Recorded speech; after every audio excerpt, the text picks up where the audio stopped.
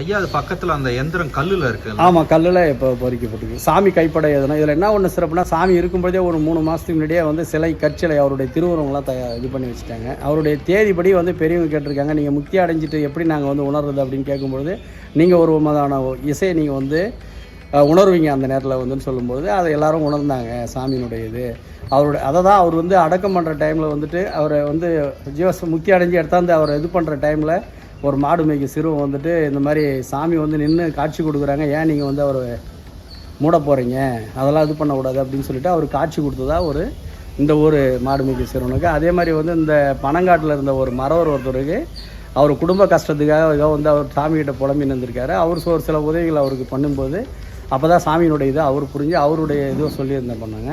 நம்ம முன்னோர்கள்லாம் வந்து வைத்தியர் அவருடைய குருநாதரை வச்சு தான் வந்து வைத்தியம் வந்து இங்கே பண்ணியிருக்காங்க. வைத்தியர் சொல்லிட்டு அவங்க தாத்தா